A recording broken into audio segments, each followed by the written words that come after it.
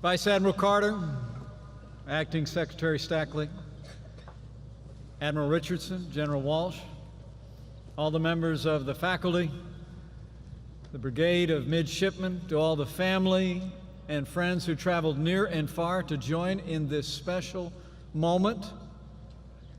And congratulations to the newest officers in the United States Navy and Marine Corps, the Naval Academy Class of 2017. It is an honor to be with you all.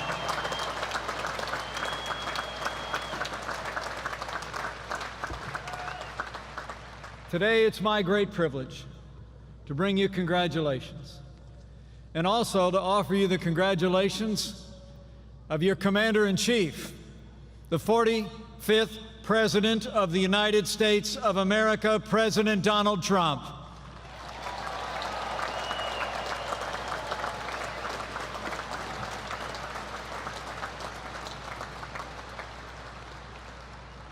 I must tell you, standing before all of you, extraordinary young Americans, is deeply humbling for me. It's humbling for me to be here in the midst of Fleet Week at this storied military and academic institution with the extraordinary men and women of the class of 2017. Yours is already a class of distinction. You already distinguished yourselves the day you made the decision to put on the uniform of the United States of America and follow the path of service to this great country, and we honor you for it. The 1,053 men and women before me, you are America's very best. In a few moments, 760 of you will be commissioned as naval officers in surface warfare, Navy SEALs, aviators, and also in the silent service beneath the waves across the world. Another 260 of you will leave this place to continue your training as officers in the Marine Corps, and I understand that 2 of you will leave here as officers in the Air Force.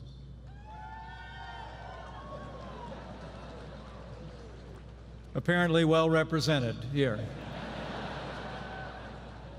No matter what path you take, know that your Commander-in-Chief is proud of you, and so am I, and every American is grateful for you standing tall and stepping forward to serve our nation and protect our people.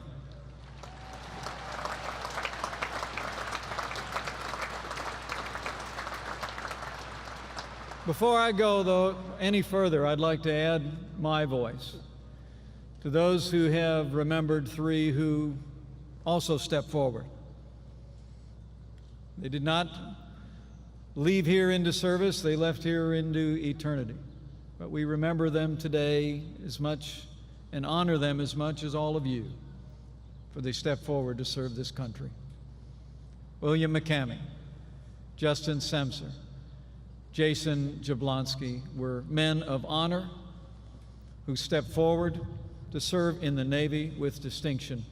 And I know the class of 2017 and America will never forget them, and their families are on our hearts this day.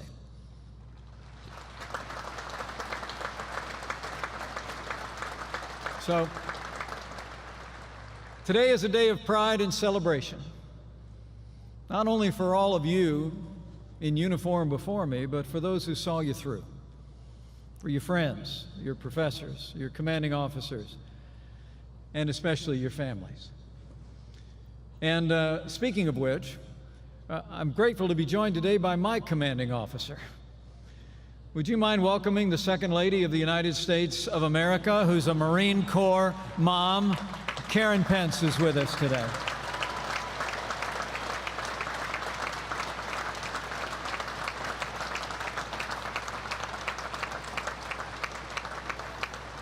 You know, as the proud parents of a first lieutenant in the Marine Corps, my wife and I know firsthand that the commissioning of an officer in the United States Armed Forces is a deeply moving moment for your loved ones.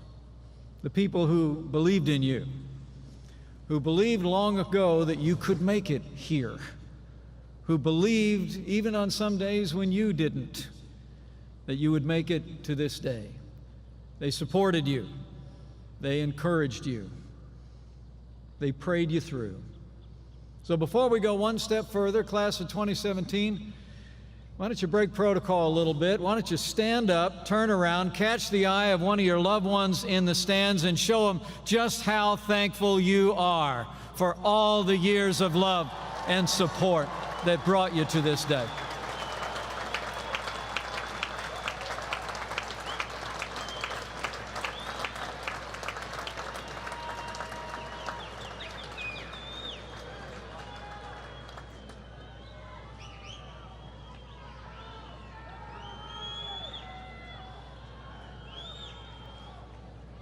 Oh, and before I forget to all the midshipmen who are here today, the whole cell phone thing and that last deal, your minor conduct offenses are completely forgiven.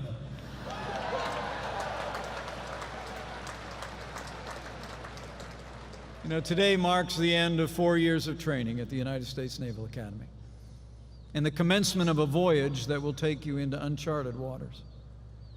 But make no mistake, and have no doubt, you are ready to lead.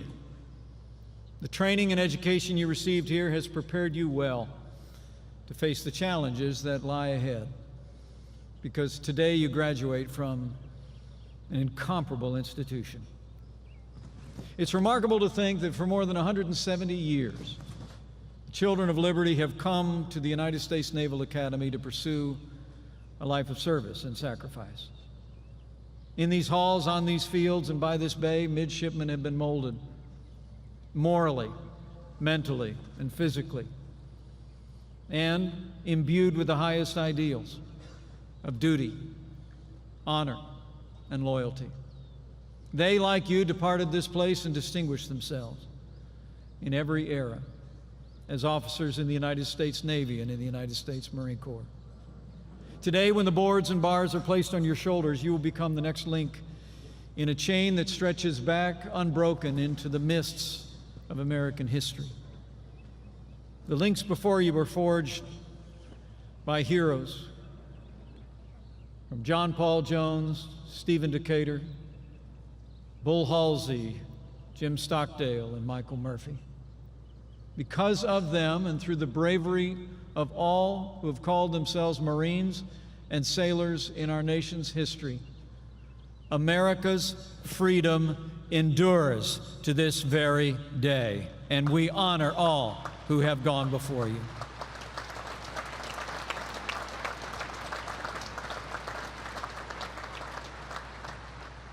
But now it's your turn to assume the watch. And remember, it's not just America that your predecessors protected. Think today of what the world owes the United States Navy and Marine Corps.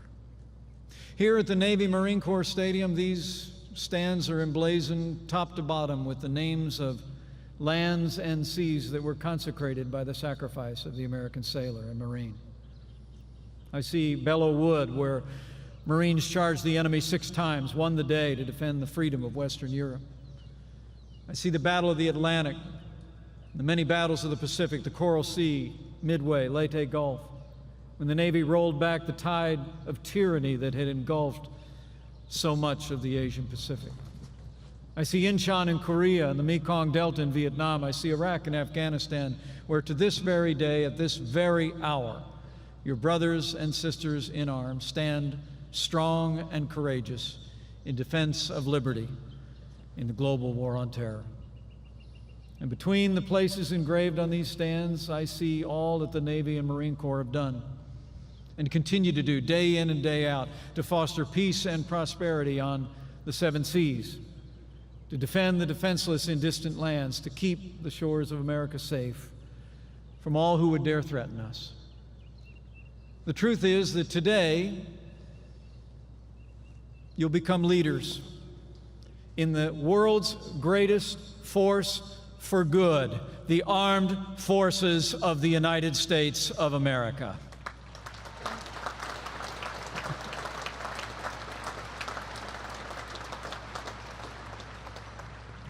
All of you who do so are patriots, heroes all. You're the pride of your family, and you're the pride of the American people. It's not an American across this country who wouldn't like to have the view that I have today. It's very inspiring.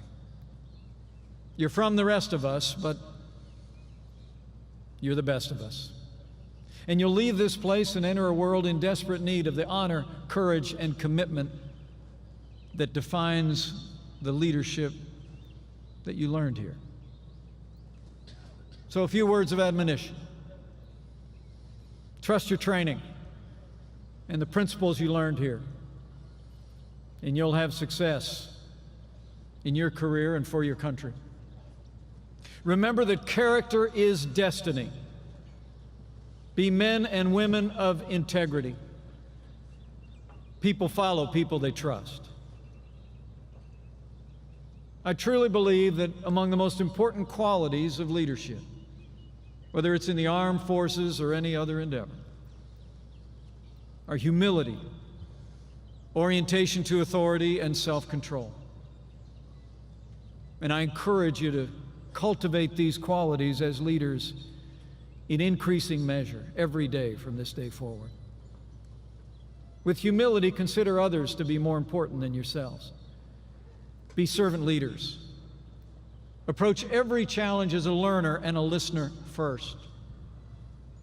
In multiple counselors, there's wisdom, and the best decisions by the best leaders come from counsel and collaboration.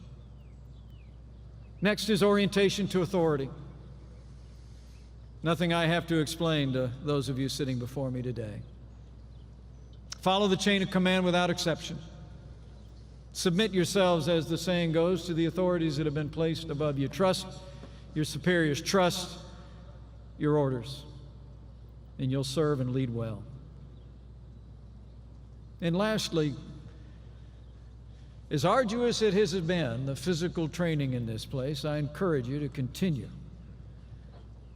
to practice the discipline of self-control. There's an old proverb that says, like a city whose walls are broken down is a man who lacks self-control. I truly believe that commanding others first begins with being able to command yourself. Discipline is the foundation of leadership.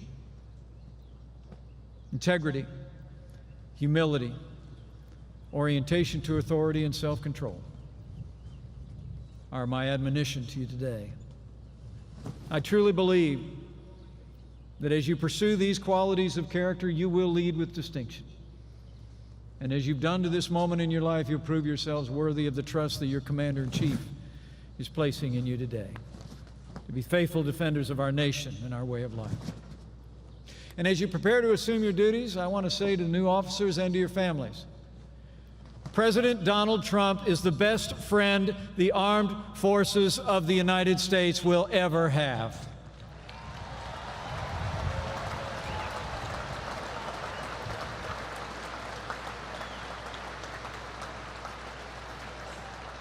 And I'll make you a promise. No matter where you're called to serve, no matter what the mission, this Commander-in-Chief will always have your back.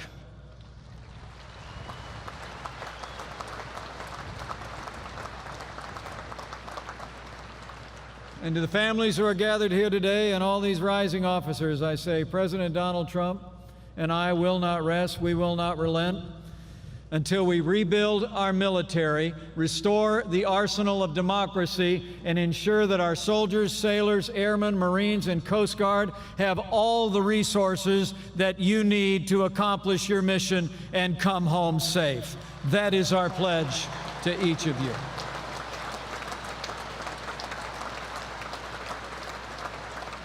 Earlier this month, President Trump signed a $21 billion increase in funding for our armed forces, the largest investment in military readiness in nearly a decade.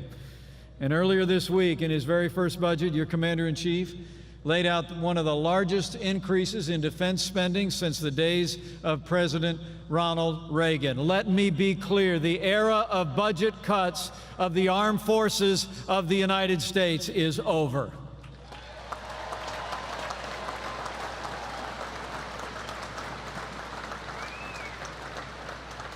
The President's budget increases funding for our national defense by $54 billion, provides more than 56,000 new service members, and begins to rebuild our Navy with 8 new battle force ships headed for the sea.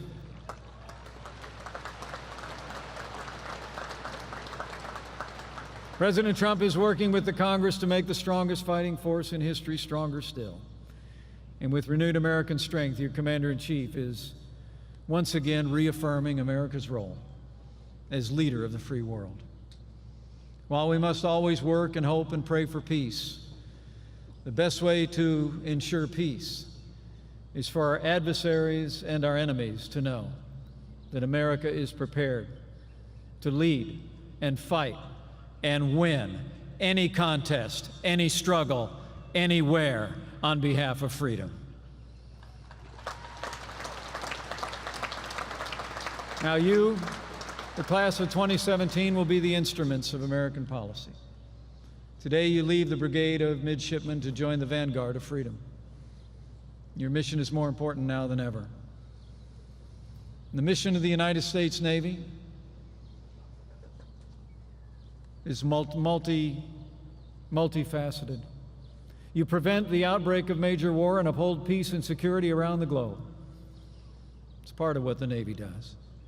You keep open pathways of prosperity from the Straits of Hormuz to the South China Sea, where just yesterday one of our mighty ships conducted freedom of navigation operations, reminding the world what American leadership looks like.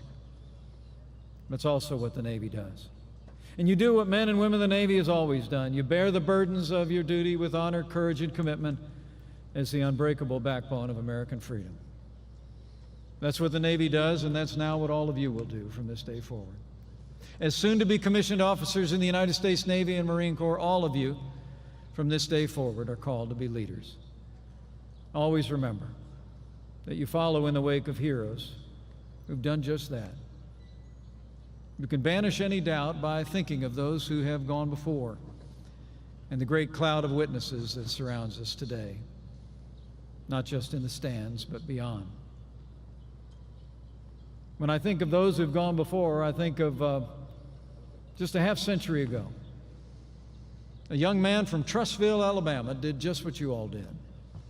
He'd answered the call to put on the uniform, and he was sitting right where you're sitting. Graduated from the United States Naval Academy in 1967. Not too long after that, he sailed across the Pacific to join the fight for freedom in the jungles of Vietnam. One day, assigned to a small boat unit, he was working with his team to extract a group of Navy SEALs from behind enemy lines when his boat was ambushed. He was thrown overboard, wounded by shrapnel, but he still found within himself the strength and courage to swim back to his nearly empty boat and provide cover fire for his brothers. Despite his own injuries, he personally attended to the wounded. He refused medical assistance until all his brothers in arms had been treated. He was awarded the Silver Star for his peerless bravery and leadership under fire. 50 years ago, he was sitting right where you're sitting today. He went on from that moment to serve with distinction, 7th Fleet Commander, Fleet Forces Commander. When he retired in 2003, he'd risen to the rank of a 4-star admiral. And that young man from that small town is with us today. Would you join me in welcoming Admiral Robert Natter of the class of 1967, who joins us here today.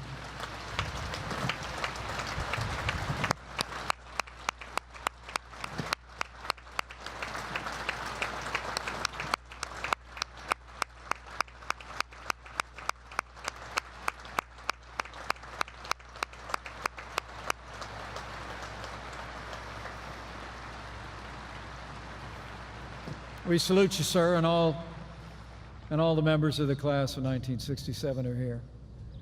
But to the members of the Naval Academy class of 2017, I say to all of you, what do you want to be thinking when you're sitting here 50 years from now? Because we'll tell you it'll come a lot quicker than you think. I know in my heart you want to be every bit as heroic and defined as leaders as those who've gone before. Any one of the members of the class of 1967 who are here. So my challenge to all of you today is Write your own story right now in your mind. See it and go live it. Write a historic and heroic story of service and selflessness and leadership, and then make it happen. You know, many people wonder all their lives if they've made a difference. As the future leaders of the United States Navy and Marine Corps, you'll never have that problem. Your lives will make a world of difference and do a world of good. So members of the United States Naval Academy class of 2017, this is your day. And as you prepare to leave this special place, I urge you to make the principles and precepts you've learned here the anchor of your life. Carry the example you saw in your peers, your professors, your commanding officers. Be worthy, never settle. Act every day, not for self, but for country. I challenge you to uphold the highest standards of honor and duty of officers of the United States Navy and the Marine Corps, to be leaders in the mold of those who have gone before, like Admiral Natter and others, in whose wake you follow. And above all else, I say to you, have faith. Leave here today with the confidence that the American people are behind you.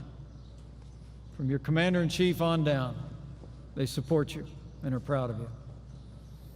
And also, if you're of a mind, have faith that he who planted this miracle of democracy on these wilderness shores and has seen her through every trial and has seen you through the challenges of the last 4 years will never leave you, never forsake you, and that no matter where your path may lead, he will always be there to calm the storm and guide you home.